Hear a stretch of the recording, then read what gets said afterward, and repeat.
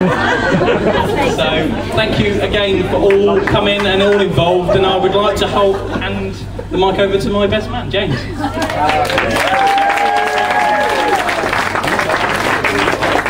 For an occasion like this, it's important to say the right thing.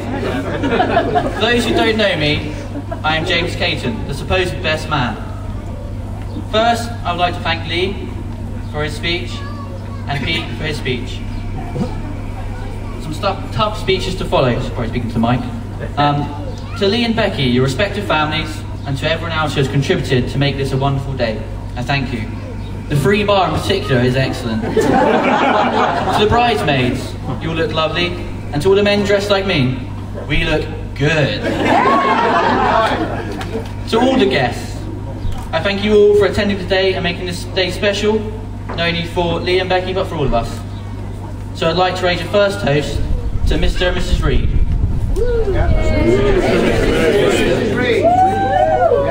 To everyone who's played a part in their past, including today, and everyone who play a part in their future, to love, laughter, and happy ever after. I am up here today representing the category of best man. But if I am the best man, why has Becky married Lee? No, I am not the best man, I'm just a great man. Today, Lee is the best man. In fact, for many days since I met Lee, when he was skinny and I was a townie, Lee has been the best man.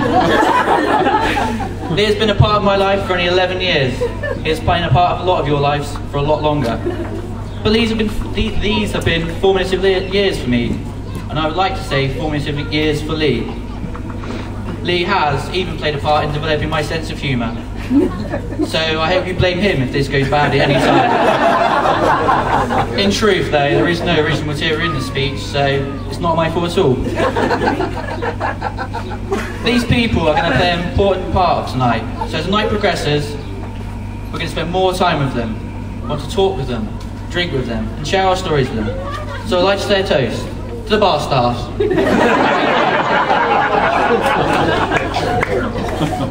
Best man speeches are often filled with embarrassing stories and lists of women. But I'm not going to spend long discussing Lee's embarrassing stories, mainly because I fear I would come off worse than them. I'm also not going to be discussing the stag weekend in Barcelona. What happened on the stag will stay on the stag. Nor will I outline Lee's past conquests. But Lee, you were right. Number 45 was the one for you. There is much I can say about Becky, and I've heard some interesting stories. But all I'm going to do is congratulate her on managing, if it is possible, to look even more beautiful today than I've ever seen her. And what a wonderful dress.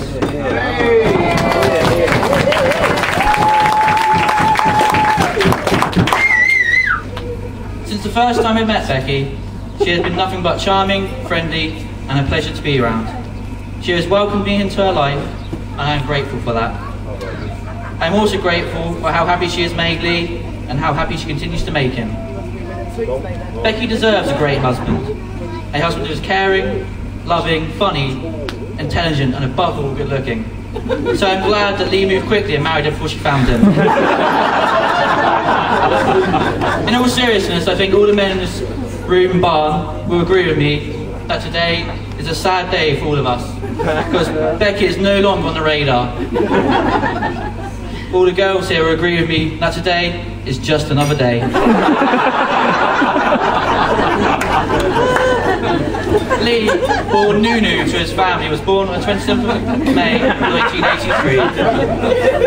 I attempted to link this day to some world event. Unfortunately, nothing important happened on that day. Although the staff at Leicester Royal Infirmary still refer to that day as Ugly Saturday. Lee went to Whetstone Infant School in Leicester, which explains the use of some interesting pronunciations. Seriously. I have been informed that Lee was a slow starter. He was different to all the other 5-year-olds in the first year. He was 11. Lee moved to Spampton and attended Burston Junior School and then Hamble Secondary School. There are a number of Lee's friends from those times here, which is a tribute to his personality and charisma. My life crossed Lee's path at Barton Peveril College and immediately began to change for the better. I started inheriting designer jeans and tops. We had a first night at the Fight Club, although I don't think those two events were linked. Lee and the rest of our college friends introduced me to Friday and Saturday nights out to Hampton, listening to house and garage music. I in turn introduced them to Being Sick Where You Sit and Madonna.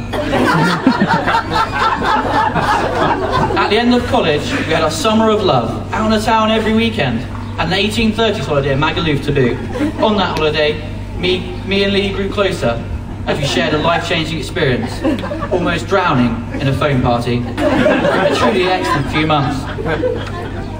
I then went off to university and Lee did a graphic design course, foundation course in Portsmouth, but we stayed close and our friendship grew. I knew that we'd be a big part of each other's lives from very early on. Lee was, and remains, a very easy person to talk to and spend time with. He also has the most up-to-date FIFA and Championship Manager games. Lee became one of my closest friends. Nothing would put him off, it seemed, even seeing my mum naked.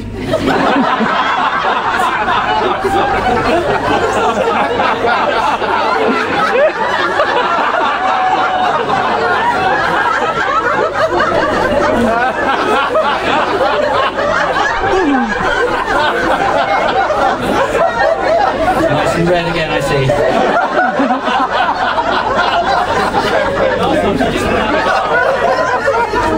Lee earned his beer money in those days working at the co-op, predominantly in the fruit and veg section, for a brief stint at Halifax. Lee then had an interesting few months travelling around the world and was joined by Gemma for part of it. I finished university and moved to London to finish my studies, and Lee started working at TMR, as you've heard. I went travelling, and me and Lee discussed him moving to London, and living the dream it was. Plans were afoot, but by the time he joined me in America and ended my travels, things were different. Lee had changed. After only a few days, he was talking about a new influence in his life. He had been on the first date with a girl at work, but she wasn't like the other girls. This wasn't the same. Lee could see a future with Becky, could see a great relationship and a soulmate. I wasn't annoyed or upset that our plans had changed. Wow. Not that upset, really. Lee was just so happy and so excited about spending time with being near Becky. That happiness has never left him. You're doing his ironing.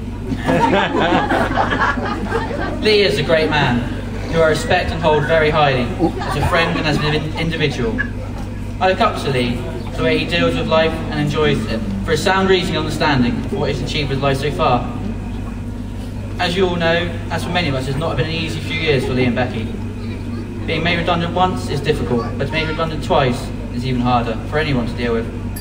But Lee and Becky have handled themselves with calmness, clear thinking, and a resolve to live life. This has been further evidenced in the build-up to the wedding and the changes of plans we've had to make at the last minute. Lee and Becky are great individuals, and together they make a wonderful couple. Their kindness, love, and enjoyment knows no bounds, and it's clear for all of us to see today. I personally know nothing about marriage, other than what I've been told by friends and family who are married. But Lee, I would like to pass on what I've been told. Firstly, children. They seem expensive, you might want to consider this.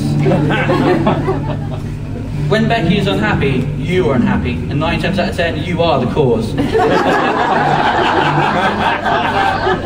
Marriage, like life, is difficult. It will take effort, time, hard work, understanding, and compromise. I just hope that all your big ins and ups and downs are under the bed covers. I want Lee and Becky and everyone here tonight to have a great time, to make the most of life's moments. Moments like these when all of your family, friends, and all the people you treasure in the world are here together. Everyone take photos, take hundreds of photos, but live life for the here and now. I don't believe there's any people that aren't here that any wishes to send, but I think Lee's nan would like to read something she's written to you now.